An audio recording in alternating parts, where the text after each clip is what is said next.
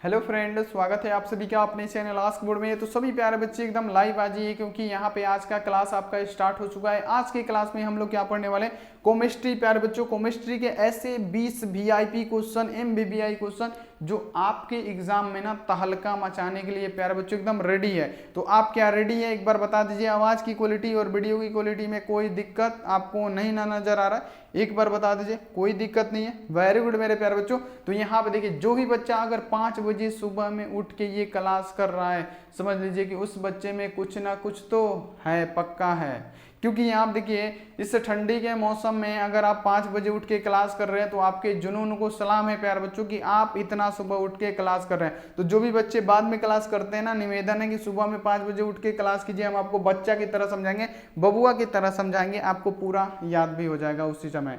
तो यहाँ पे आज के क्लास में ना केमिस्ट्री होने वाला है इतना वीआईपी क्वेश्चन जो यहाँ पे आपको एग्जाम में तहलका मचाने के लिए रेडी है। और ये ऐसे क्वेश्चन होंगे जो बार बार यानी लगातार आपके एग्जामों में पूछे जाते हैं, यानी हर बार ये एग्जाम में आते ही हैं। वैसा क्वेश्चन आज हम आपको कराने वाले हैं। तो आज रेडी रहिएगा। आज बाबू पूरा एकदम रेडी रहना है, नोटबुक लेके, सब चीज लेके। और बाबू यहाँ पे पैड ग्रुप क्यों नहीं ज्वाइन कर रहे हैं, जल्दी से जल्दी पैड ग्रुप ज्वाइन कीजिए। नंबर लिखिए यहाँ पे सभी बच्चे। पहले तो एक बार वीडियो को शेयर कर दीजिए, जो सोया है उसे उठा दीजिए, क्योंकि एग्जाम में टाइम बहुत ही ज्यादा कम बचा है प्यारे बच्चों। दिसंबर के बाद जनवरी, और जनवरी में प्यारे बच्चों खत्म, तो एग्जाम आपका 1 फरवरी से स्टार्ट। यानी कहने का मतलब ये है बाबू, जल्दी जल्दी आप लोग जग जाइए, आपके पास टाइम की कमी है। हम जल्दी जल्दी समझाने की भी कोशिश करेंगे।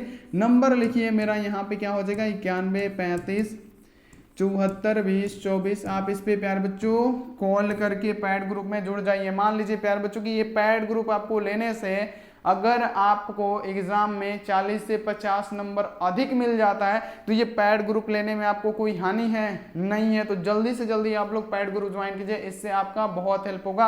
तो एक बार फटाफट से यहाँ पे रेडी हो जाइए। और एक बात बताना भूल गए प्यारे बच्चों, आप यहाँ पे क्रैश कोर्स का जो पीडीएफ है वो फ्री में मिल रहा है। किस पे, तो आपको वेबसाइट पे कैसे डाउनलोड करना है एक क्लिक में, वो हम आपको बताने वाले हैं। तो रुकना तो पड़ेगा मेरे लाल, यहाँ पे अंत तक तो रुके रहिए। तो चलिए बाबू, यहाँ पे चैनल पे पहली बार आ गए हैं तो आप यहाँ पे आ गए हैं बाबू, इतना बढ़िया प्लेटफॉर्म पे आप आ गए हैं, तो यहाँ पे आप फटाफट से क्यों नहीं चैनल को सब्सक्राइब कर देते हैं। यहाँ पे सब्सक्राइब करने के बाद से बेल आइकन को ऑल पे क्यों नहीं करते, और लाइक नहीं किए हैं तो लाइक काहे नहीं करते, लाइक फटाफट कीजिए। अगर आप 5 बजे उठ के पढ़ रहे हैं तो हम भी आपको पढ़ा रहे हैं ना, इस टाइम इतना मेहनत कर रहे हैं। 11 बजे फिर क्लास होगा और 2:30 पे आपका सामने मॉडल पेपर फिजिक्स का। तो बाबू रुकना नहीं है, झुकना नहीं है। आज इसे प्यारे बच्चों पूरा दम लगा दीजिए, पूरा दम लगा दीजिए यहाँ पे। तो चलिए यहाँ पे बिना किसी देरी के शुरू कर दें। एक बार सभी बच्चे यस बोल दीजिए। और ये 20 सब्जेक्टिव क्वेश्चन ऐसे हैं जो आपके दिमाग में आज डाल के ही रहेंगे, आपको याद करवा के ही रहेंगे, आपको समझा के ही रहेंगे। रेडी है आप सब? रेडी है तो यस बोलिए। चलिए बहुत बढ़िया। तो चलिए बाबू, यहाँ पे बिल्कुल टाइम वेस्ट नहीं होगा आपका, बिल्कुल जल्दी जल्दी यहाँ पे बताने की कोशिश करेंगे और उसी में समझाने की भी कोशिश करेंगे। पहला नंबर क्वेश्चन आपके सामने कि ओजोन के विरंजक गुण कौन कौन से, क्वेश्चन पे नजर डालिए, कितनी बार ये बेचारे पूछे गए हैं। तो आपको ओजोन के 2 विरंजक गुण लिखने। पहला गुण क्या लिखिएगा, ओजोन के 2 विरंजक गुण क्या लिखिएगा। पहला गुण आपको लिखना है ये कि ये प्यारे बच्चों जो ओजोन होता है ना, काफी स्ट्रॉन्ग होता है, बहुत ज्यादा शक्तिशाली के रूप में होता है। कौन, ओजोन। पहला गुण ये लिखना है कि ओजोन बहुत शक्तिशाली के रूप में होता है, हो गया। दूसरा आपको गुण ये लिखना है कि इसमें ऑक्सीजन के साथ साथ नवजात ऑक्सीजन को पैदा करने की भी शक्ति होती है। यानी क्या, नवजात ऑक्सीजन उत्पाद करने की शक्ति होती है। 2 गुण आपको लिखने, लिख दिए, बस मिल जाएगा 2 नंबर बाबू। ऐसे ऐसे क्वेश्चन याद रखना है। अगर आपसे पूछे कि ओजोन के विरंजक गुण कौन कौन से हैं, तो बाबू ये बहुत शक्तिशाली के रूप में कार्य करता है, ओजोन शक्तिशाली के रूप में कार्य करता है। दूसरा आपको लिखना है ये, दूसरा लिखना है आपको कि इसमें जो ऑक्सीजन होते हैं ना, उसके साथ साथ नवजात ऑक्सीजन उत्पादन करने की भी इसमें क्षमता होती है, क्योंकि ये बहुत शक्तिशाली होती है। तो ये आपको दोनों लिख देना है। तो इसमें टाइम वेस्ट नहीं बाबू, फटाफट से ये इंपॉर्टेंट क्वेश्चन याद कीजिए और लिख दीजिए प्यारे बच्चों। पैड ग्रुप आज सभी के सभी स्टूडेंट ज्वाइन कर लीजिए, टाइम कम है बाबू। बिल्कुल आप ज्वाइन नहीं कर रहे हैं, जल्दी जल्दी ज्वाइन कर लीजिए। अब देखिए क्वेश्चन एक आता है बहुत दर्दनाक क्वेश्चन, रासायनिक अधिशोषण। बाबू 4 से 5 बार ये पूछा गया प्रश्न है, जाके क्वेश्चन बैंक का पन्ना पलटिएगा ना तो हर साल ये दिख जाएगा क्वेश्चन कि रासायनिक अधिशोषण क्या है, भौतिक अधिशोषण क्या है, जिसमें से भौतिक अधिशोषण कम लेकिन रासायनिक अधिशोषण बहुत ज्यादा पूछा जाता है। तो बाबू एक बात बताइए कि अगर रासायनिक अधिशोषण छोड़ के रसोश्वसन पूछ लेगी, रसोश्वसन क्या होता है, तो बाबू आप क्या कीजिएगा, मुंह नहीं ना बाइएगा, नहीं, क्योंकि प्यार बच्चों रासायनिक अधिशोषण के को ही हम लोग क्या कहते हैं, रसोश्वसन कहते हैं। तो बाबू इतना ध्यान रखना है कि रासायनिक अधिशोषण के ही हम लोग रसोश्वसन कहते हैं। ये लिख दिए हैं ताकि अगर आपके एग्जाम में पूछ दे कि रसोश्वसन क्या होता है तो उस समय आप इसको छोड़ के आए ना, आपको पता रहे कि रासायनिक अधिशोषण को ही रसोश्वसन कहते हैं। तो यहाँ आप देखिए रासायनिक अधिशोषण क्या होता है, तो देखिए अधिशोषण पदार्थ पे, ये देखिए आप लोग डेफिनेशन को समझिएगा कितना बढ़िया है कि अधिशोषण की सतह पे जो अधिशोषित पदार्थ होगा, अधिशोषण की सतह पे जो अधिशोषित पदार्थ होगा वो बहुत ही ज्यादा मजबूत, कौन, रासायनिक बंधन द्वारा अगर बंधा होगा उसे ही हम लोग क्या कहेंगे, तो रासायनिक अधिशोषण अभिक्रिया कहेंगे, रासायनिक अधिशोषण कहेंगे। तो ये क्वेश्चन आपको याद होना चाहिए, 100% सबसे ज्यादा बार पूछा गया क्वेश्चन है और सबसे अच्छा डेफिनेशन, सबसे आसान डेफिनेशन आपको आस्क बोर्ड पे मिलेगा जो कि आपको एक बार में याद हो जाने वाला है। तो यहाँ पे आपको याद हो गया कि रासायनिक अधिशोषण क्या होता है। तो यहाँ देखिए अधिशोषण की परत पे, अधिशोषण यानी कोई भी ये अधिशोषण है, इसके परत पे यानी इसके ऊपर पृष्ठ पे अगर जो अधिशोषित पदार्थ है वो किसके द्वारा बंधा हो, रासायनिक अभिक्रिया यानी रासायनिक आबंधनों के द्वारा ये बंधा हो, पूरा चिपका हो मजबूत रासायनिक आबंध के द्वारा, इसे हम लोग क्या कहेंगे, रासायनिक अधिशोषण कहेंगे। याद हो गया। अब यहाँ पे देखिए इसमें आगे आपको चाहती हैं बढ़ा के लिखना, तो लिखना है कि रासायनिक अधिशोषण अभिक्रियाएं अनुत्क्रमणीय होती है। अनुत्क्रमणीय का मतलब क्या, जिसे हम लोग फिर पुनर्जीवित नहीं कर सकते हैं, जैसे सजीवों में वृद्धि। कुछ साल पहले आप क्या थे, बच्चा थे, कुहा कुहा करके रो रहे थे बाबू मम्मी के गोद में, खूब रो रहे थे ऐसे ऐसे, अभी क्या हो गए हैं, इतना बड़ा हो गए हैं आप, बहुत बड़ा ना हो गए हैं, तो यानी क्या फिर आप मम्मी के गोद में सोने लायक हैं, छोटा बच्चा है बाबू आप, नहीं ना है, आप छोटा बच्चा तो नहीं है, अब तो आप लंबू हो गए हैं। तो यहाँ पे कहने का मतलब कि वैसी रासायनिक अभिक्रिया जो जिसको पुनर् नहीं किया जा सके, जैसे दूध है, दूध के आपके घर आया दूध 1 लीटर, अब मम्मी क्या कर दी, उसको दही जमा दी, आपको पीना है दूध और मम्मी क्या कर दी, दही जमा दी, तो फिर दही से दूध होगा, नहीं होगा बाबू, कन्फर्म है कि नहीं होगा। अब दही से दूध बनेगा तो नहीं बनेगा, उसी को कहेंगे क्या, अनुत्क्रमणीय। और रासायनिक अभिक्रिया जितना भी होती है एक बार अभिक्रिया हो गया तो फिर क्या होगा, वापस नहीं होगा, यानी जो भी रासायनिक अधिशोषण अभिक्रियाएं होती हैं अनुत्क्रमणीय होती हैं। तो आपको याद हो गया कि यहाँ पे देखिए अधिशोषण की सतह पे, अधिशोषण की सतह पे जितनी भी अधिशोषित पदार्थ होगी वो अगर मजबूत रासायनिक आबंध से बंधा है तो वो क्या कहलाएगा, रासायनिक अधिशोषण कहलाएगा। और इसी में आपको ऐड करना है कि रासायनिक अधिशोषण अभिक्रियाएं अनुत्क्रमणीय होती है। समझ में आया। अब ये क्वेश्चन तो हम समझा दिए। अब देखिए भौतिक अधिशोषण पूछा जाता है, वो बहुत कम पूछा जाता है, लेकिन आपको अगर पूछ दिया भौतिक अधिशोषण तो आपको लिखने आना चाहिए ना। तो भौतिक अधिशोषण क्या होता है समझिएगा। तो यहाँ आप देखिए अधिशोषण की सतह पर अधिशोषित पदार्थ अगर कमजोर वान डेर वाल बल द्वारा बंधा हो, किसके द्वारा, कमजोर वान डेर वाल बल के द्वारा बंधा हो, उसे हम लोग क्या कहेंगे प्यारे बच्चों, उसे ही हम लोग कहेंगे भौतिक अधिशोषण। तो ये समझ में आ गया। और भौतिक अधिशोषण क्या होता है, अनुत्क्रमणीय होता है, अनुत्क्रमणीय होता है, ये आपको याद रखना है। तो यहाँ आप देखिए आप लाए, जैसे देखिए उत्क्रमणीय होता है भौतिक अधिशोषण। आप लाए एगो माजा का बोतल, फ्रूटी लाए खूब बढ़िया, कि मम्मी मम्मी इसे हम पियेंगे, मम्मी मम्मी हम इसे पियेंगे। मम्मी बोल रही रुक गरम बा, इसको ठंडा कर दें। मम्मी क्या बोली, रुक जो बेटा, ते गरम खरीद के लिए आयल बड़े, जोन फ्रूटिया बानू गरम बा, रुको इसको ठंडा कर देते हैं, डी फ्रिज में डाल देते हैं। मम्मी क्या कर दी, डी फ्रिज में डाल के अपना काम करने लगी, अभी हो गया लेढ़ा जैसा, टाइट हो गया, बर्फ जम गया। तो बाबू आप क्या कीजिएगा, आप तो रोने लगेगा कि हम लाए थे फ्रूटी और ये मम्मी बना दी इसको आइसक्रीम, यानी बर्फ बना दी। तो ये देखिए जब ये बर्फ बनेगा तो इसको फिर बाबू फ्रूटी में तो लाया जा सकता है, इसको क्या नॉर्मल जो पानी होता है उसमें डाल दीजिएगा, इस फ्रूटी को क्या हो जाएगा, फिर ये फ्रूटी अपनी अवस्था में आ जाएगा। यानी जो बर्फ से आइसक्रीम, आप देखिए जो फ्रूटी से आइसक्रीम बना था वो क्या होगा, आइसक्रीम से फिर फ्रूटी बन जाएगा, यानी इसको फिर बनाया जा रहा है। तो यहाँ पे इसी को हम लोग क्या बोलेंगे प्यारे बच्चों, उत्क्रमणीय, अनुत नहीं उत्क्रमणीय, जिसको फिर दोबारा किया जा सके। यानी मम्मी के पास लाए आप क्या फ्रूटी की पीएम, वो क्या कर दी बर्फ बना दी और फिर बर्फ से क्या फ्रूटी बना दी, इसे ही हम लोग कहेंगे उत्क्रमणीय। तो ये आपको समझ में आ गया होगा। चलिए अगला क्वेश्चन आ जाइए, आप देखिए गुरुत्व पृथक्करण विधि। बाबू ये क्वेश्चन 5 नंबर का है, समझिएगा, आज समझा देंगे, जिंदगी में कभी नहीं भूलिएगा कि गुरुत्व पृथक्करण विधि क्या होता है। तो देखिए गुरुत्व पृथक्करण विधि क्या होता है, तो गुरुत्व पृथक्करण विधि से बाबू किसका, तो यहाँ आप देख लीजिए कि गुरुत्व पृथक्करण विधि से प्यारे बच्चों अयस्कों के कण का सांद्रित किया जाता है, यानी अयस्कों को सांद्रित किया जाता है। तो देखिए क्वेश्चन यहाँ पे आपको पहले पढ़ के सुनाते हैं, उसके बाद समझाएंगे, जिंदगी भर याद रखिएगा कि इस विधि का उपयोग सामान्यतः तब किया जाता है जब अयस्कों के कण में बहुत सारी अधात्री यानी बहुत सारी अशुद्धियां जमा हो। इस विधि यानी गुरुत्व पृथक्करण विधि का, हर विधि का उपयोग जानना चाहिए कि कब किया जाएगा, कौन से अयस्क को कौन से विधि से सांद्रित किया जाता है। ये तो है जैसे सल्फाइड अयस्क है, तो सल्फाइड अयस्क को किसके द्वारा किया जाएगा, तो फेन उत्प्लावन यानी झाग उत्प्लावन विधि से किया जाएगा। लेकिन अगर आपसे पूछा जाए कि कोनो ना कोनो होगा ना जिसको गुरुत्व पृथक्करण विधि से किया जाएगा, तो गुरुत्व पृथक्करण विधि से किसको किया जाता है, जिसमें बहुत सारी अधात्रियां हो, तनिया सा प्यारे बच्चों क्या हो, यहाँ पे थोड़ा सा अयस्क हो, अघातरी क्या हो, एक ढाका हो। याद रखना है, समझिएगा।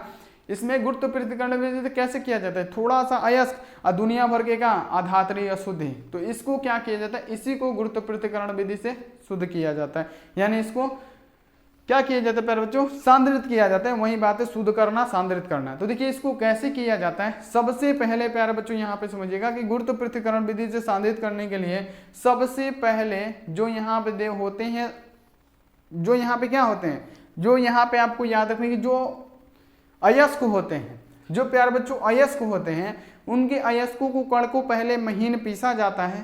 महीन इसलिए पीसा जाता है, हम आपको बताएंगे। सबसे पहले जो भी अयस्क होंगे उनको महीन पीसा जाएगा और महीन पीसने के बाद किसी भी मशीन के सहायता से, किसी भी सहायता से उसको महीन पीसा जाता है और महीन पीसने के बाद से उसको गमला में या प्यारे बच्चों प्लेट में लेके कहाँ पे, यानी जो प्लेट होना चाहिए एकदम चिकन नहीं होना चाहिए, थोड़ा सा कोर कोर पे उठना होना चाहिए, उसको ले जाया जाता है जल की धारा में। और जल की धारा में क्या किया जाता है, उसको ऐसे ऐसे चलाया जाता है। तो जो होते हैं, जो अशुद्धियाँ होती हैं, वो जल की बहाव के साथ क्या होंगी, निकल जाएंगी, दह जाएंगी। लेकिन जो प्यारे बच्चों जो यहाँ पे आपका अयस्क होगा, जो अयस्क होगा, जो अयस्क शुद्ध अयस्क होगा, वो क्या होगा, भारी होने के कारण वो जल की बहाव में क्या होगा, नहीं बहेगा, वो जल के यानी जो आपका गमला होगा, प्लेट होगा, उसके तल में जम जाएगा। लेकिन जितनी भी अशुद्धियां होगी, अधात्रियां होंगी, वो जल के साथ बह जाएंगी। तो उसी को मतलब उसी तरह इसका सांद्रित किया जाता है। तो चलिए डेफिनेशन पे एक नजर डालते हैं हम लोग कि गुरुत्व पृथक्करण विधि क्या होता है। तो इस विधि का उपयोग सामान्यतः तब किया जाता है जब अयस्कों के कण में बहुत सारी अशुद्धियां हो। हम आपको बता दें कि बहुत सारी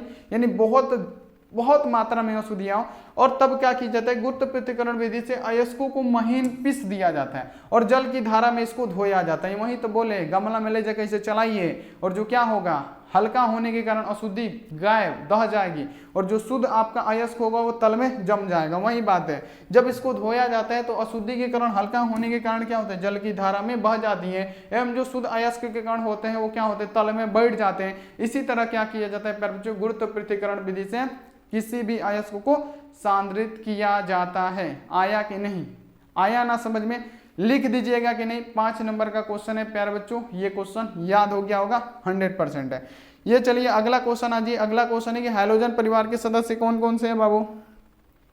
तो हाइड्रोजन परिवार के सदस्य कौन कौन सा हो जाएंगे, क्लोरीन, कौन से हो जाएंगे, क्लोरीन होगा नहीं, फ्लोरीन, क्लोरीन, ब्रोमीन, आयोडीन, ये जो होते हैं हमारे हाइड्रोजन परिवार के सदस्य होते हैं। तो देखिए क्वेश्चन पहले यहाँ पे देखना कि क्वेश्चन क्या है, क्वेश्चन कितनी बार आता है एग्जाम में, ये आपको ध्यान रखना है। देख लीजिए आपके सामने। तो देखिए हाइड्रोजन परिवार के सदस्य कौन कौन से, तो क्लोरीन, यहाँ पे देखिए फ्लोरीन पहले, क्लोरीन, ब्रोमीन, आयोडीन। तो यहाँ देखिए क्या क्या है, फ्लोरीन है, क्लोरीन है और क्या है, ब्रोमीन है और आयोडीन है। यानी कहने का मतलब सबसे जो ऊपर वाला तत्व होगा प्रबल ऑक्सीकारक अम्ल होगा।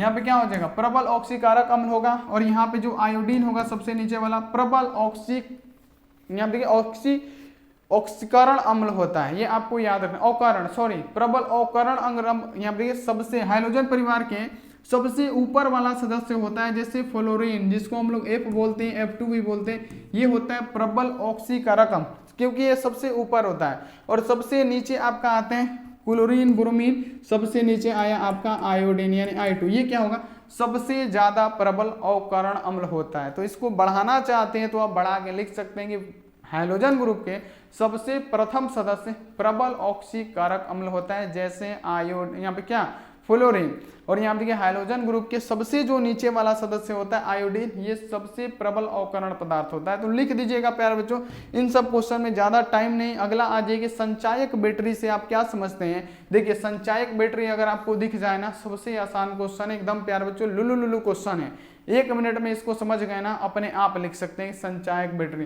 बाबू संचायक बैटरी कौन, तो वही लोड, यहाँ देखिए लेड स्टोरेज बैटरी, स्टोरेज समझ में आया। संचायक बैटरी को ही हम लोग लेड स्टोरेज बैटरी कहते हैं। यानी संचायक बैटरी को समझिएगा तो संचायक बैटरी एक ऐसा होता है जिसको किसी बाहरी विद्युत धारा यानी विद्युत, यहाँ देखिए बाहरी विद्युत धारा के देके इसको चार्ज किया जाता है, फिर इसको डिस्चार्ज किया जाता है, फिर चार्ज करने के लिए बाहरी विद्युत धारा का प्रयोग किया जाता है, उससे ही हम लोग क्या कहते हैं, तो यहाँ पे संचायक बैटरी कहते हैं। समझ में आया।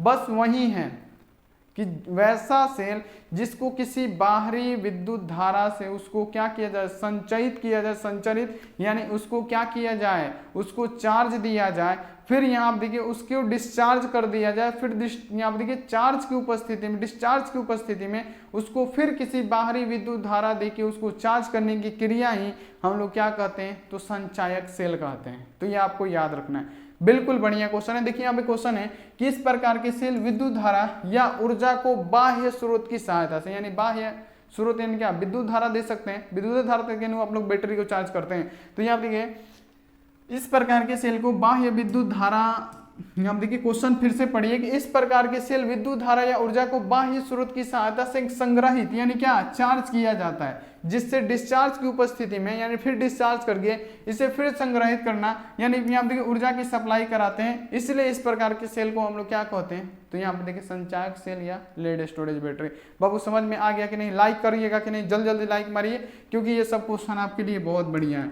और आप लोग बता दीजिएगा कि क्लास समझ में आया है कि नहीं। आप सभी स्टूडेंट को बताना है कि क्लास समझ में आया है कि नहीं, मजा आ रहा है कि नहीं। अगला आ जाएगी फेन उत्प्लावन विधि या झाग उत्प्लावन विधि। बाप रे बाप, ये क्वेश्चन इतना बार पूछ चुका है ना कि पूछिए मत। ये क्वेश्चन कितना बार 5-5 नंबर में पूछ चुका है कि झाग उत्प्लावन विधि, फेन उत्प्लावन विधि क्या होता है। हम आपको समझाते रहे, आप लोग अपने भाषा में लिखिएगा कि फेन उत्प्लावन विधि।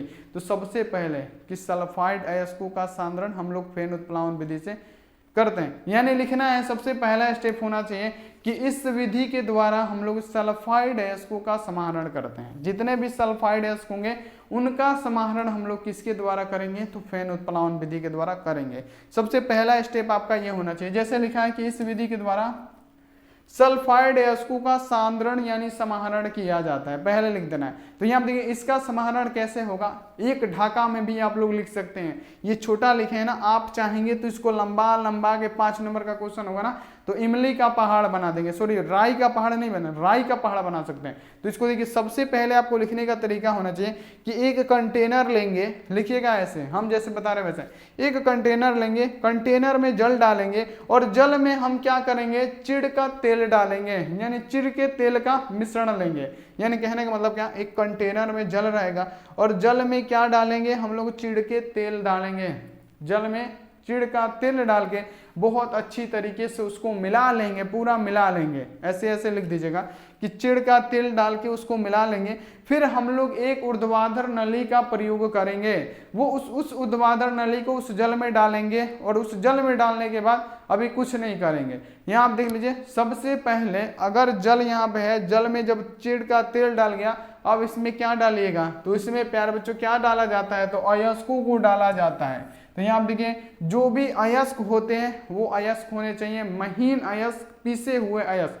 यानी इस जल और तेल के मिश्रण में पीसे हुए महीन अयस्क को डाल दिया जाता है और एक ऊर्ध्वाधर नली, सीधा नहीं बाबू, नहीं तो मुंह में घुस जाएगा आपका। यहाँ पे क्या करना है, एक ऊर्ध्वाधर नली को लेना है और ऊर्ध्वाधर नली को लेके ऐसे थोड़ा सा टेढ़ा होना चाहिए और इसी में क्या करना है आपको, फूकना है या वायु देना है, किसी भी चीज से दीजिए, चाहे मुंह से फूक दीजिए, तो यहाँ पे क्या होगा, वो झाग बनने लगेगा, क्योंकि इसमें क्या है, चिड़ का तेल है। झाग बनेगा तो क्या होगा, जो भी अशुद्ध धातु होगा वो इसके तल में बैठ जाएगा, जो भी अशुद्ध धातु होगा वो इसके तल में बैठ जाता है। बाकी जो शुद्ध धातुएं होती है ना, वो झाग बन के प्यारे बच्चों ऊपर आने लगती है। जो शुद्ध धातु होगी, जो शुद्ध अयस्क होगा आपका, वो क्या होगा, झाग के साथ ऊपर आने लगेगा और इसी प्रकार इसका सांद्रित कर दिया जाएगा। तो समझ में आया। तो इसको तो आप एक ढाका क्या, 2 ढाका में लिख सकते हैं। तो बहुत सारे बच्चे भी डरते होंगे कि इसको कैसे लिखे, फेन उत्प्लावन विधि क्या है, गुरुत्वाकर्षण विधि क्या है। बाबू आपको समझ में आ गया ना इसकी क्या है, और ये आप लिख सकते हैं कि नहीं लिख सकते हैं, एक बार बताइएगा। तो चलिए डिफिनेशन देख लेते हैं।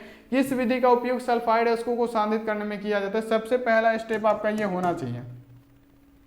उसके बाद से लिखना है कि इस विधि में बारीक पीसे हुए अयस्क को जल में चिड़ के तेल के मिश्रण में डाल दिया जाता है। यानी कंटेनर ला, जल डाला, उसमें चिड़ का तेल डालिए, उसके मिश्रण में डाल दिया जाता है और एक मिश्रण में एक ऊर्ध्वाधर नली की सहायता से वायु प्रवाहित किया जाता है। जिससे क्या होता है, जो शुद्ध अयस्क होता है, जो यहाँ पे देखिए शुद्ध अयस्क होता है, कण तेल के साथ झाग बन के क्या होता है, टैंक के ऊपर आने जाता है। यानी ये जो झाग के साथ क्या होगा, टैंक के ऊपर आ जाएगा, एवं जो अशुद्धियां होंगी वो टैंक के नीचे क्या होंगी, बैठ जाएंगे। इसी को हम लोग फेन उत्प्लावन विधि कहते हैं। बाबू समझ में आया कि नहीं, कसम से बताइएगा कि आप इससे डरते थे कि नहीं, और आप लोग इतना स्पष्ट, आपको एकदम सुस्पष्ट यहाँ पे आपको कोई बताया है कि झाग उत्प्लावन विधि क्या होता है, या फेन उत्प्लावन विधि क्या होता है, या गुरुत्व पृथक्करण विधि क्या होता है। सही से ही बताइएगा कि इतना कोई आपको बारीकी से बताया कि नहीं। कमेंट बॉक्स में रियल वाला कमेंट में आपको लिखना है कि इतना अच्छे से आपको कोई समझाया है कि झाग उत्प्लावन विधि आसान शब्दों में, इतना आसान शब्दों में कोई नहीं आपको समझाया होगा।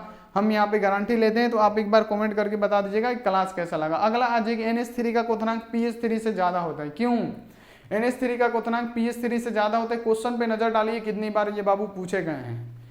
NH3 का अमोनिया का क्वथनांक फास्फोरस से ज्यादा होता है। क्यों, क्योंकि अमोनिया का आकार छोटा होता है, जिसके कारण क्या होता है, जो उसका जो ऋणात्मक अंतर होता है वो क्या होता है, ज्यादा होता है। वही फास्फोरस के क्या होता है, फास्फोरस का आकार बड़ा होने के कारण ऋणात्मक अंतर जो होता है कम पाया जाता है। इसी कारण क्या होता है, NH3 का क्वथनांक pH3 से ज्यादा होता है। ये तो आपको सिंपल समझ लेना है। तो देखिए क्वेश्चन है कि NH3 में N का आकार छोटा होने के कारण विद्युत ऋणात्मक अंतर ज्यादा होता है। ये क्वेश्चन पढ़िएगा, बहुत बढ़िया क्वेश्चन है। और ऐसे ऐसे क्वेश्चन तो बाबू आपके एग्जाम में भी पूछा जा रहा है। ये देखिए 7 नंबर क्वेश्चन आपके सामने क्या है। 7 नंबर क्वेश्चन है कि NH3 का क्वथनांक pH3 से ज्यादा होता है। तो आपको वर्ग 15 के तत्व बताए थे बाबू। चलिए हम आप यहाँ पे वर्ग 15 के तत्व बताए थे। N है, उसके बाद क्या आएगा, N के बाद ही P आएगा। यानी यहाँ पे क्या, N के बाद ही P आएगा। यानी NH3 का क्वथनांक P से ज्यादा है। तो ये आप देखिए शुरुआत जो होता है वो छोटा होता है, लेकिन बाद में आते चलिएगा वो क्या होगा, बड़ा होते चलेगा। आकार इसका छोटा होगा N का, लेकिन P का आकार वही इससे बड़ा होगा। यानी कहने का मतलब जो N का आकार होता है, यानी N में कितना बंधन है, तो यहाँ देखिए N में हाइड्रोजन बंधन कितना है, 3 है। तो यहाँ पे पूछा जा रहा है कि N का क्वथनांक P, यहाँ देखिए pH3 से ज्यादा होता है। तो यहाँ देखिए NH3, यहाँ सॉरी NH3 का क्वथनांक pH3 से ज्यादा होता है। यानी जो NH3 है, अमोनिया है बाबू, इसका N का जो आकार होगा सबसे ऊपर होगा। तो सबसे ऊपर में है तो आकार इसका छोटा, तो ये डोटी जो होगा ये लंबा लंबा होगा। आकार छोटा होगा तो ये डोटी लंबा होगा। यानी विद्युत ऋणात्मक अंतर ये है जो हाइड्रोजन है इसका ज्यादा होगा कि नहीं होगा, एक बार बताइएगा। ये जो विद्युत ऋणात्मक अंतर है वो ज्यादा होगा। वही जो फास्फोरस है इसका आकार इतना बड़ा है, तो ये जो विद्युत ऋणात्मक अंतर होगा ना, ये 3 को जो हाइड्रोजन होंगे इसका विद्युत ऋणात्मक अंतर बहुत ही कम होगा। तो ये क्या है, अमोनिया है, NH है, और ये क्या है बाबू, पीएच है, यानी फास्फोरस है। तो यहाँ पे आपको यही देखना है कि जो ये अमोनिया है ना, इसका विद्युत ऋणात्मक अंतर ज्यादा होगा। ये वाला, ये जो दूरी है क्या, इसका ज्यादा होगा, विद्युत ऋणात्मक अंतर ज्यादा होगा। वही फास्फोरस का ये जो बड़ा होगा आकार, तो ये विद्युत ऋणात्मक अंतर छोटा छोटा होगा। इसी कारण से ये सब होता है। तो बाबू सिंपल सा डिफिनीशन देखिए क्या क्या लिखना है आपको कि NH3 में N का आकार छोटा होने के कारण विद्युत ऋणात्मक अंतर ज्यादा होता है। हम आपको बताएं कि जो डोटिया होगा ये वाला ज्यादा लंबा होगा, कैसे कि इसका मुंह थुथुरा छोटा है। अब इसका थुथुरे बड़ा है बाबू, तो हाथ पैर इसका क्या होगा, छोटा छोटा होगा। तो वही बात है, इसका थुथुर छोटा, हाथ पैर बड़ा बड़ा, इसका थुथुर बड़ा, हाथ पैर छोटा छोटा। तो बस यहाँ पे वही बात है कि N का आकार छोटा होने के कारण, यानी इसका थुथुर छोटा होने के कारण विद्युत ऋणात्मक अंतर इसका क्या होगा, ज्यादा होगा। इसका थुथुर बड़ा होने के कारण विद्युत ऋणात्मक अंतर क्या होगा, कम होगा। इसी कारण ये क्या होता है, NH3 का आकार PH3 से ज्यादा होता है। बस लिख देना है इसी प्रकार। तो ये क्वेश्चन आपको समझा दिए, आपको लिखने में कोई भी दिक्कत नहीं होना चाहिए, पूरा 100% समझ में आ गया होगा कि NH3 में N का आकार छोटा होने के कारण विद्युत ऋणात्मक अंतर क्या होता है प्यारे बच्चों, क्या होता है, ज्यादा होता है। जबकि PH3 में P का आकार बड़ा होने के कारण N और P का विद्युत ऋणात्मक अंतर बहुत ही कम होता है। तो यहाँ पे आपको ये लिख देना है। इसीलिए क्या होता है, NH3 का क्वथनांक यानी अमोनिया का क्वथनांक फास्फोरस से ज्यादा होता है। बस याद हो गया, याद हो गया कि नहीं, जल्दी जल्दी बताइए, जल्दी जल्दी बताइए बाबू, एक बार याद हुआ हुआ हुआ हुआ, यस सर यस सर। तो फटाफट आगे अब बढ़ते हैं, जल्दी जल्दी करते हैं। चलिए प्यारे बच्चों अगला आ जाइए, अगला क्वेश्चन आ जाइए। अगला क्वेश्चन है 8 नंबर की, उत्प्रेरक क्या है। उत्प्रेरक देखिए, वह पदार्थ जो किसी भी रासायनिक अभिक्रिया को परिवर्तित कर दे, वह पदार्थ, उत्प्रेरक की बात किया जा रहा है। कई बार पूछा गया कि उत्प्रेरक क्या होता है, तो वह रासायनिक पदार्थ यानी वह रासायनिक अभिक्रिया, यहाँ देखिए वह पदार्थ जो किसी भी रासायनिक अभिक्रिया को बदल दे लेकिन खुद का गुण और भार क्या करे, किसी भी रासायनिक अभिक्रिया में परिवर्तित ना होने दे।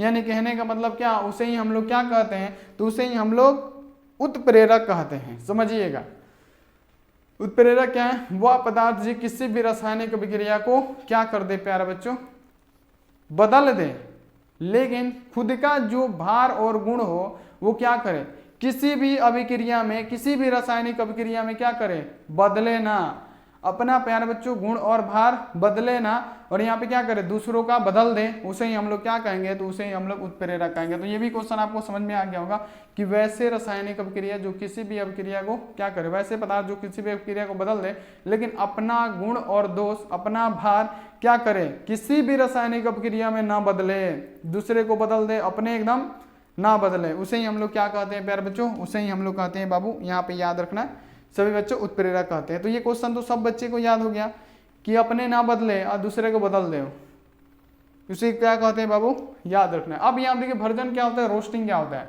तो देखिए भर्जन निस्तापन आपसे पूछा जाता है, हम आप सब बताएंगे, सब याद करा देंगे, सब क्वेश्चन पूछा गया क्वेश्चन है, A to Z क्वेश्चन है। भर्जन क्या होता है, तो वह प्रक्रिया जिसमें अयस्कों को उसके गलनांक से कम ताप पे वायु की उपस्थिति के साथ गर्म करना, वायु के साथ गर्म करना, उसे ही हम लोग भर्जन कहते हैं। और निस्तापन में क्या होगा, कम तापमान, यहाँ पे उच्च तापमान पे क्या, वायु की अनुपस्थिति के साथ गर्म करना निस्तापन कहलाएगा। लेकिन हमसे पूछा गया भर्जन, भर्जन क्या, वह प्रक्रिया जिसमें अयस्क को उसके गलनांक से कम ताप पे, यहाँ पे आपको याद रखना है कि वैसे प्रक्रिया जिसमें अयस्क को उसके गलनांक से कम ताप पर वायु की उपस्थिति में गर्म करने की क्रिया ही हमारी भर्जन कहलाती है, रोस्टिंग कहलाती है। तो ये भी क्वेश्चन याद रखना है। बाबू पैड ग्रुप काहे नहीं ज्वाइन कर रहे हैं, जल्दी से जल्दी यहाँ पे आप लोग पैड ग्रुप को ज्वाइन कर लीजिए, ये आपके एग्जाम के लिए बहुत ज्यादा हेल्प होगा, 100% है। तो सभी बच्चे बाबू यहाँ देखिए थोड़े से के लिए आप लोग ज्यादा बर्बाद कर रहे हैं, तो जितने सारे स्टूडेंट अभी लाइव में है ना, सभी के सभी फोन कीजिए और यहाँ पे जल्दी से जल्दी आप लोग पैड ग्रुप ज्वाइन कीजिए। तो सभी के सभी स्टूडेंट, यहाँ देखिए क्वेश्चन अब अगला आता है आपके सामने कि यहाँ देखिए H2O तरल है जबकि H2S गैस है, क्यों, ये देखिए कितना बार पूछा गया क्यों क्यों क्यों, तो देखिए कितना बार क्यों, कहीं आप में पूछ दिया क्यों तो आपको बता देना है क्यों। ये देखिए क्वेश्चन आपके सामने है कि H2O तरल है जबकि H2S गैस है। तो बाबू H2S तरल इसीलिए है क्योंकि इसमें हाइड्रोजन बंधन नहीं सॉरी H2O तरल इसीलिए है कि इसमें हाइड्रोजन बंधन पाया जाता है, लेकिन H2S जो होता है इसमें कोई भी हाइड्रोजन बंधन नहीं पाया जाता है। तो ये क्या होगा, कमरे के तापमान में भी क्या, यानी नॉर्मल टेम्परेचर में भी ये गैसीय अवस्था में होगा, जबकि H2O में क्या होगा, हाइड्रोजन बंधन पाया जाता है, जिसके कारण वो क्या होगा, कमरे के तापमान में द्रवित अवस्था में होगा। यानी यहाँ पे समझिएगा कि जो H2S के अणु होते हैं इनके बीच कोई हाइड्रोजन अबंध नहीं होता है, यहाँ देखिए, जिसके कारण ये कमरे के ताप पर गैसीय अवस्था में होता है। ये तो जान गए कि H2S में कोई हाइड्रोजन बॉन्ड नहीं पाया जाता है।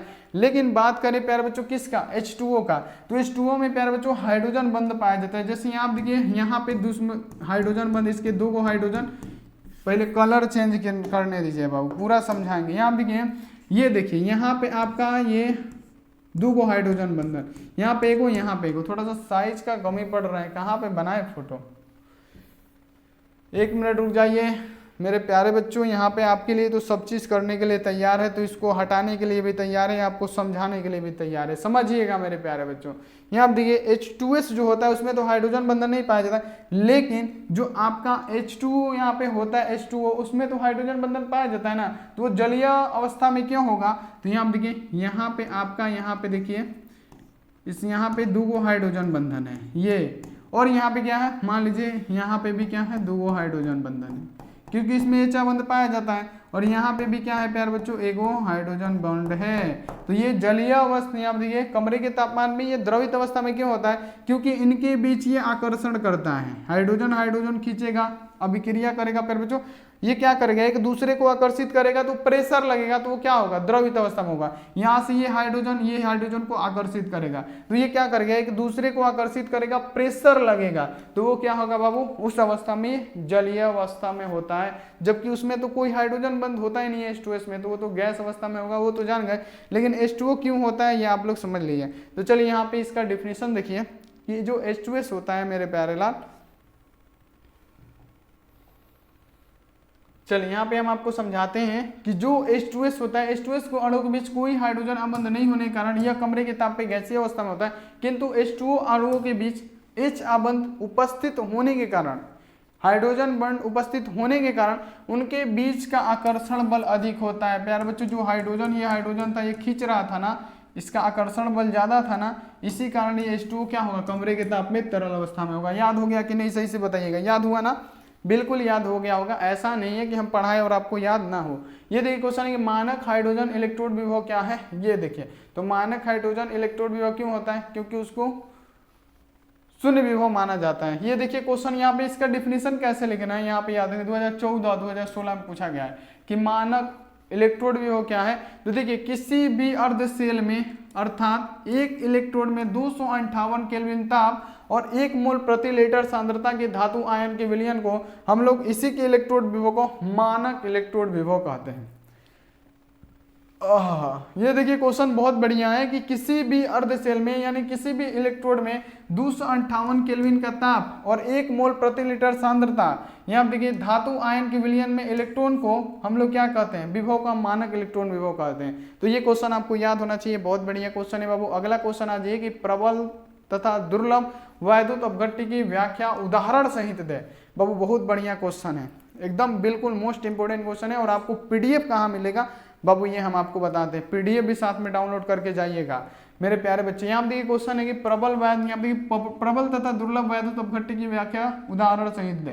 तो प्रबल तथा दुर्लभ वैद्युत अपघट्य क्या होगा, तो प्रबल वैद्युत अपघट्य क्या होगा, तो वैसा वैद्युत अपघट्य जो जलीय विलयन में पूर्णतः आयन में बदल जाए उसे क्या कहेंगे बाबू, उसे कहेंगे प्रबल वैद्युत अपघट्य, यानी वैसा जलीय विलयन जिसमें अगर आपसे पूछा जाए कि वैसा वैद्युत अपघट्य जो जलीय विलयन में पूरी तरह से घुल जाए, जो जलीय विलयन में पूरी तरह से घुल जाए, वैसा वैद्युत यहाँ देखिए अपघट्य जो जलीय विलयन में क्या पूरी तरह से घुल जाए उसे प्रबल वैद्युत अपघट्य, और वैसा जलीय विलयन जो पूरी तरह यानी आंशिक रूप से घुले यानी पूरी तरह से नहीं घुलता है उसे दुर्लभ यानी क्या कमजोर वैद्युत अपघट्य कहा जाता है। यानी क्या, जैसे यहाँ देखिए NaCl यानी जो नमक डालिएगा जल में पूरा घुल जाएगा, कंटेनर है इसमें जल है, इसमें नमक डालिएगा NaCl तो ये क्या करेगा प्यारे बच्चों, पूरा घुल जाएगा। KCl डालिएगा, HCl डालिएगा, ये क्या होगा, पूरा का पूरा घुल जाएगा। लेकिन वहीं प्यारे बच्चों क्या डालिएगा, दुर्लभ वैद्युत अपघट्य में CH3 यहाँ देखिए COOH डालिएगा, NH4OH डालिएगा तो ये आंशिक रूप से घुलेगा, थोड़ा घुलेगा थोड़ा नहीं घुलेगा। तो ये आपको याद कर लेना है, ये सब क्वेश्चन बहुत बढ़िया है। अगला आज ये क्वेश्चन के आप देखिए अधिशोषण क्या है, बहुत बढ़िया क्वेश्चन है, इसका उदाहरण लिखें। क्वेश्चन ये पूछा जाता है कि अधिशोषण क्या होता है, इसके उदाहरण को लिखें। अधिशोषण क्या है, इसके उदाहरण को लिखें। तो अधिशोषण आखिर क्या होता है यहाँ पे हम आपको समझा रहे हैं। तो देखिए अधिशोषण क्या होगा, तो किसी भी पृष्ठ पे जो पृष्ठीय प्रतिघटना होती है ना, जो भी पृष्ठ पे होगा वो अधिशोषण होगा, एडजॉर्प्शन होगा। यानी कहने का मतलब क्या, अधिशोषण एक ऐसी प्रक्रिया है जिसमें द्रव या गैस के कण, यहाँ देखिए द्रव या गैस के कण क्या होते हैं, किसी ठोस पदार्थ पे चिपक जाते हैं, उसे ही हम लोग क्या करते हैं, अधिशोषण कहते हैं। यानी यहाँ देखिए आपको लिखना है कि अधिशोषण एक ऐसी प्रक्रिया है जिसमें क्या होता है, द्रव और यहाँ देखिए गैस के कण किसी ठोस सतह पर चिपक जाए और उसमें रासायनिक अभिक्रिया करने लगे, इसे ही हम लोग क्या कहते हैं, अधिशोषण कहते हैं। और अधिशोषण के उदाहरण कौन सा हो जाएगा, NH3 का चारकोल पे अधिशोषण, यानी अमोनिया का चारकोल पे चिपकना, NH3 का अमोनिया का चारकोल पे चिपकना। अगला आ जाइए कि अबरक धातु का यहाँ देखिए नाइट्रिक का अधिशोषण, यानी आप देखिए अबरक क्या, किरकिरी धातु द्वारा यहाँ देखिए नाइट्रोजन का अधिशोषण। यहाँ आप देख लीजिए तीसरा लिखेगा कि चारकोल द्वारा ब्रोमीन का अधिशोषण। ये सब जो उदाहरण होता है मेरे प्यारे लाल अधिशोषण का होता है। तो ये भी क्वेश्चन आपको याद कर लेना है। अगला आज ये कि आप देखिए अभिक्रिया की आणविकता क्या होता है, आणविकता, अभिक्रिया की आणविकता क्या होता है, यहाँ पे समझिए कि अभिक्रिया की आणविकता क्या होता है। तो किसी रासायनिक क्रिया में भाग लेने वाले अभिकारकों, यहाँ देखिए अभिकारकों के अणुओं की संख्या अभिकारक की आणविकता कहलाती है। समझिएगा बहुत बढ़िया। यहाँ देखिए किसी रासायनिक अभिक्रिया में भाग लेने वाले अभिकारकों के अणुओं की संख्या को अभिक्रिया की आणविकता कहा जाता है। बहुत आसान क्वेश्चन है। आणविकता के आधार पर अगर यहाँ देखिए अभिकारक में भाग लेने वाले अणुओं की संख्या यहाँ पे दे दिया जा रहा है 1 तथा 2, 3 हो तो क्रमशः एक अणु अभिक्रिया, द्वि अणु अभिक्रिया और त्रि अणु अभिक्रिया कहलाते हैं। तो ये आपको याद कर लेना है। अगला यहाँ पे आ जाइए, अगला क्वेश्चन है कि पायस क्या होता है। बाबू टाइम ज्यादा हो गया, 15 ही क्वेश्चन रुकना पड़ेगा। 35 मिनट हो गया बाबू आपको समझाते समझाते, लेकिन आपको 100% ये बताना है कि आपको समझ में आता है कि नहीं। हम इतना बढ़िया सब्जेक्टिव पढ़ाते हैं, आप लोग बोलते हैं सर जी समझाते हैं कि नहीं, हमको सस्पिशन रहता है। एक बार बता दीजिएगा कि इतना सारा 15 क्वेश्चन बताए, आपको कौन सा क्वेश्चन यहाँ पे सबसे बढ़िया लगा और ये सब क्वेश्चन आपको समझ में आया कि नहीं, ये आप लोग जरूर बताइएगा। ये देखिए कि पायस क्या होता है। तो यहाँ देखिए वह कोलाइडी विलयन जिसमें प्रक्षेपित प्रवस्था भी द्रव हो और प्रक्षेपण माध्यम भी द्रव हो, उसे हम लोग पायस कहते हैं। यानी द्रव में किसी द्रव का प्रक्षेपण पायस कहलाता है। बात खत्म। यानी इसको ऐसे लिखना है कि वह कोलाइडी विलयन जिसमें प्रक्षेपित प्रवस्था भी द्रव हो, प्रक्षेपण माध्यम भी द्रव हो, ये दोनों होगा तो ये क्या कहलाएगा बाबू। इस प्रकार के बने कोलाइड विलयन को हम लोग क्या कहेंगे, पायस बोलेंगे, यानी इमल्सन बोलेंगे। ये आप लोग याद कर लीजिएगा। तो ये बाबू यहाँ पे हम आपको 15 सब्जेक्टिव क्वेश्चन बता दिए और इतना तेजी से बोल रहे हैं, फटाफट बोल रहे हैं कि आपको लग रहा होगा कि ये 2 गुना स्पीड में लगा के यहाँ पे आप लोग वीडियो देख रहे हैं। यानी बहुत जल्दी जल्दी क्लास करवा रहे हैं, फिर भी यहाँ पे समझाना तो पड़ेगा। तो चलिए प्यारे बच्चों, मुंह दुख गया है, मुंह दुखने की वजह से आप लोग क्या कीजिए, चैनल को सब्सक्राइब कीजिए। अगर यहाँ पे समझ में आया है तो फटाफट से लाइक कीजिए और बेल आइकन फटाफट से जल्दी जल्दी ऑल पे कर लीजिए। अब बताते हैं, अब होगा बाबू यहाँ पे कि पीडीएफ आपको क्रैश कोर्स पीडीएफ कहाँ मिलेगा। पहले प्यारे बच्चों आप लोग पैड ग्रुप फटाफट ज्वाइन कीजिए, तो जितने सारे स्टूडेंट हैं उसके बाद से चलिए फ्री वाला पीडीएफ आपको लेना है। एक आस्की बोर्ड ऐसा चैनल है ना कि आपको पढ़ाने के साथ साथ डेली बाय डेली एगो पीडीएफ दिया जाता है इंपॉर्टेंट का, डेली बाय डेली आपको पीडीएफ दिया जा रहा है। तो यहाँ पे देख लीजिए, कभी भी किए हुए को नहीं भूलना चाहिए, ये आप लोग हमेशा याद रखिएगा, किए हुए को कभी भूलना नहीं चाहिए। ये देखिए क्वेश्चन आपके सामने है, यहाँ पे क्या करना है, सर्च करना है। सर्च में लिखना है ASKBOARD, आस्क बोर्ड लिख के सर्च कीजिए। जैसे ही सर्च कीजिएगा यहाँ पे देखिए क्यूट सा एक आस्क बोर्ड लिखा हुआ आएगा, आपको इसी पे एक बार क्लिक करना है। जैसे ही आप इस पे एक बार क्लिक कीजिएगा बाबू, यहाँ पे देखिए बहुत ही बढ़िया क्वेश्चन है, आपके एग्जाम के लायक क्वेश्चन है। और यहाँ पे कुछ बातें लिखी गई है कि आप देखिए बिहार बोर्ड 2024 के एग्जाम में 90+ मार्क्स कैसे लाए। ये बाबू आपको पढ़ना है आके, ये बाबू आगे क्या करना है, पढ़ना है। तो ये आप लोग जरूर कीजिएगा। तो यहाँ यहीं पे आपको दिखेगा बाबू, यहीं पे दिखेगा, यहाँ पे क्या दिखेगा, ये कैसा कैसा ऐड देने लगता है वेबसाइट पे, बहुत गुस्सा आता है दिखाने लायक भी नहीं है, कैसा ऐड चला रहा है सब गूगल। आपको देखिए यहीं पे दिखेगा, यहीं पे प्यारे बच्चों क्या दिखेगा, यहीं पे आपको दिखेगा कि क्रैश कोर्स, फिजिक्स का क्रैश कोर्स का पीडीएफ डाउनलोड करें। आपको उसी पे क्लिक करके एक क्लिक में आके डाउनलोड कर लेना है। तो आइए फटाफट से डाउनलोड कर लीजिए। तो मिलते हैं 11 बजे, रेडी रहिएगा और 2:30 में रेडी रहिएगा, खतरनाक क्लास होने वाला है। तो थैंक्स फॉर वॉचिंग, मिलते हैं अगली क्लास में। आप लोग अपना ध्यान रखें, मन लगा के पढ़ाई कीजिए बाबू। Take care and bye.